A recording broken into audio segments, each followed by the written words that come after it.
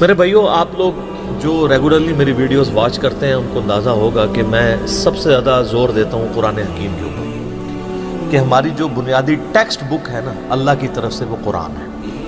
سورۃ الانعام کی آیت نمبر 19 ہے، وَأُوحِيَ إِلَيَّ هَذَا الْقُرْآنُ لِأُنذِرَكُم بِهِ وَمَن بَلَغَ۔ اے نبی علیہ السلام فرما دیجئے کہ یہ قرآن اللہ نے مجھے اس لیے وحی کیا ہے کہ تاکہ اس کے ذریعے میں تمہیں بھی ڈر سنا دوں آخرت کا، اور جس تک یہ کتاب پہنچ جائے وہ اس کتاب کے ذریعے ڈر سنائے، اس کتاب کی دعوت کو ہی آگے پہنچائے۔ تو قرآن حکیم ہماری بنیادی ٹیکسٹ بک ہے۔ احادیث کی کتابیں ہماری ریفرنس کتابیں ہیں، ٹیکسٹ بکس نہیں ہیں، وہ انہی کو بریف کرنے کے۔ آج اگر کوئی غیر مسلم ہمارے پاس آئے گا تو ہم اسے قرآن پڑھنے کے لیے دیں، کوئی نیو مسلم آئے گا اسے قرآن پڑھنے کے لیے۔ اور قرآن کے حوالے سے بھی لوگوں کو بڑی کنفیوژن ہو جاتی ہے، جی وہ تفسیر کس کی، ترجمہ کس کا؟ بھائی جس کا مرضی پڑھیں، کوئی فرق نہیں ہے۔ ترجمہ تفسیر میں اگر کہیں کسی نے ڈنڈی ماری ہے تو ترجمہ آپ کو خود گائیڈ کر دے گا کہ اس نے خود ہی ڈنڈی مار دی۔ اگر کوئی بریلوی ہے تو باقیوں کا نہیں پڑھنا چاہتا، احمد بریلوی صاحب کا پڑھ لیں۔ اگر کوئی دیوبندی ہے تو اشرف علی تھانوی صاحب کا پڑھ لیں۔ اگر کوئی اہل حدیث ہے تو جونا گڑھی صاحب کا پڑھ لیں۔ اگر کوئی شیعہ ہے تو سید فرمان علی شاہ صاحب کا پڑھ لیں ترجمہ۔ اور اگر کوئی سادہ عام مسلمان ہے تو وہ فتح محمد جلندری صاحب کا یا مولانا مودودی رحمہ اللہ تعالیٰ کا پڑھ لیں، کوئی فرق نہیں پڑتا۔ رہی تفسیر تو میں نے قرآن حکیم کے جو انٹروڈکشن پہ جو چھٹا لیکچر دیا اس میں بتایا کہ قرآن حکیم کی بیسٹ تفسیر وہی ہے جو قرآن سے ہو اور صحیح الاسناد احادیث سے ہو۔ اور اس میں قرآن کا تانا بانا اور پوری انقلابی دعوت کو سمجھنے کے لیے میری نظر میں تو ایک ہی تفسیر ہے، وہ تفہیم القرآن ہے مولانا مودودی رحمہ اللہ تعالیٰ کی۔ اس کے بعد اگر آپ کسی تفسیر کو لے کے ہیں تو تفسیر ابن کثیر ہے۔ ابن کثیر کو میں دوسرے نمبر پہ اس لیے لے کے آ رہا ہوں کہ وہ آج کے دور کے انسان کے ساتھ ڈیل نہیں کرتی، اگرچہ تفسیر بالروایا احادیث کی روشنی میں سب سے بیسٹ تفسیر وہی ہے، لیکن اس میں ضعیف روایتیں بھی ہیں، قصے کہانیاں بھی ہیں، اور آج کے دور کے اکثر مسائل اس میں ایڈریس نہیں ہیں۔ اور سب سے بڑا سکم جو اس وقت وہ دور کر سکتے تھے وہ یہ تھا کہ تورات اور انجیل کی جن چیزوں کا ریفرنس قرآن دیتا ہے وہ تورات اور انجیل سے ان کو ڈھونڈ کے بیچ میں ڈالنے چاہیے تھے۔ ہم سے کئی لوگ یہاں اکیڈمی میں رابطہ کرتے ہیں یورپین ممالک سے اور امریکہ سے، وہ کہتے ہیں کہ جی ہمارے بچے پوچھتے ہیں قرآن اگر یہ کہتا ہے کہ تورات میں یہ لکھا ہے، انجیل میں لکھا ہے، تو ہم جا کے مارکیٹ سے تورات اور انجیل خریدتے ہیں، تو ہمیں کیسے پتہ چلے گا کہ کس جگہ پہ انہوں نے یہ لکھا ہوا ہے اور قرآن کس چیز کو ریفر کر رہا ہے؟ یہ سر کام پھر دنیا میں ایک ہی بندے نے کیا ہے، وہ مولانا مودودی ہے، تفہیم القرآن۔ تو وہ اس کا PDF بھی آپ کو ہماری ویب سائٹ ahlsunnatpak.com سے مل جائے گا، ہارڈ کاپی بھی آپ جو ہے وہ مارکیٹ سے آرام سے مل جائے گی۔ انہوں نے وہ ساری آیات تورات سے انجیل سے ڈھونڈ کے بالکل قرآن حکیم کا جو پورا ایک مقدمہ ہے نا اس کو کلیئر کیا، اس اعتبار سے بھی وہ بہتر ہے۔ پھر اس کا ترجمہ عربی کا جو سوز و گداز ہے اس کو انہوں نے واقعی اردو زبان میں ٹرانسلیٹ کیا ہے جو اور کسی ترجمے میں آپ کو نظر نہیں آئے۔ باقی آپ کا دل جس پہ ٹھکتا ہے آپ پڑھیں، قرآن پڑھیں سے اس چکر میں نہ پڑھیں کہ میں نے کس کا پڑھنا ہے، کس کی تفسیر پڑھنی ہے۔ تفسیر بھی پڑھتے ہوئے دیکھ لیں کہ بندہ تفسیر کرتے ہوئے کوئی آیت لے کے آ رہا ہے، حدیث لے کے آ رہا ہے، یا بزرگ فرماتے ہیں، حضرات فرماتے ہیں، آواز آئی، سنا ہے، کہتے ہیں، یہ لکھا ہوا ہے، تو آپ کو پتہ چل جائے گا کون سی بات ٹھیک ہے۔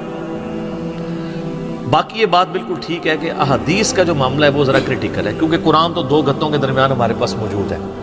حدیث اس طریقے سے کوئی ایک کتاب ایسی نہیں ہے جس پہ میں پن پوائنٹ رکھوں۔ 6 کتابیں تو میں نے یہاں سے جائی ہوئی ہیں، 7ویں مشکات المصابیح، یہ مین سٹریم کے اہل سنت کی 6 کتابیں ہیں نا۔ بخاری اور مسلم کو ہم کہتے ہیں صحیحین، 2 صحیح ترین کتابیں، اور باقی ترمذی، ابو داؤد اور سنن نسائی اور سنن ابن ماجہ، ان کو سنن اربع کہا جاتا ہے، سنت کی 4 کتابیں۔ یہ صحاح ستہ کی ٹرم غلط ہے کہ 6 صحیح کتابیں، یہ صحاح ستہ نہیں ہے، یہ کتب ستہ ہے۔ صحیح صرف 2 ہی ہیں، بخاری اور مسلم، اور باقی جو سنن اربع، یہ تو مین سٹریم کی اہل سنت کی کتابیں ہیں نا۔ اس کے علاوہ بھی الموطا امام مالک ہے، مسند امام شافعی ہے، مسند امام احمد بن حنبل ہے، سنن الکبریٰ البیہقی ہے، صحیح ابن حبان ہے، صحیح ابن خزیمہ ہے، المستدرک للحاکم ہے۔ وہ تو آپ پھر کئی ایک ہیں، لیکن آلموسٹ ہمارا سارا دین ان 6 کتابوں میں کور ہے الحمدللہ۔ اور اس میں بھی ان 6 کتابوں کو اگر آپ نے کمبائنڈ فارم میں جو ایک بیسک بندے کی ضرورت ہے جو بنیادی چیزیں جو سیکھنے والی ہیں، مسائل سیکھنے والے ہیں، اس کے اگر نوٹس کوئی ہیں نا تو سر وہ یہ کتاب ہے جو میں نے سینٹر میں رکھی ہوئی ہے، مشکات المصابیح، جس کے بارے میں میں کہتا ہوں کہ مشکات المصابیح از دا انسائکلوپیڈیا آف حدیث. جیسے وہ ویکیپیڈیا انسائکلوپیڈیا ہے نا، احادیث کا انسائکلوپیڈیا 6294 احادیث، 6294 احادیث کا یہ مجموعہ جو آلموسٹ اہل سنت کی مین سٹریم کی 13 کتابوں کو کور کرتا ہے، انکلوڈنگ کتب ستہ. یہ نوٹس ہے اور اس میں کوئی حدیث یعنی ریپیٹ نہیں ہوئی، اس لیے میں نے اسے نام دیا ہے انسائکلوپیڈیا آف حدیث. اس لیول کی ایک اور کوشش بھی امت میں ہوئی ہے اس سے پہلے، ریاض الصالحین امام نووی المتوفا 676 ہجری، لیکن وہ اس کا مقابلہ نہیں کرتی. احادیث جتنی زیادہ ڈیٹیل کے ساتھ، جتنی انٹلیکچول ترتیب کے ساتھ، جتنے ایک عام فہم انداز میں مشکات المصابیح کے اندر بتائی گئی ہیں نا، اور جس طریقے سے انہوں نے جمع کی ہیں، وہ کہیں اور نہیں ہے. مشکات المصابیح جو ہے یہ سیکنڈری بک ہے حدیث کی. پرائمری بک احادیث کی وہی ہیں جو ہم نے رکھی ہوئی ہیں. پرائمری یعنی بنیادی کتابیں، جن کتابوں کے ائمہ نے نبی علیہ السلام تک اپنی سند پہنچائی ہوئی ہے.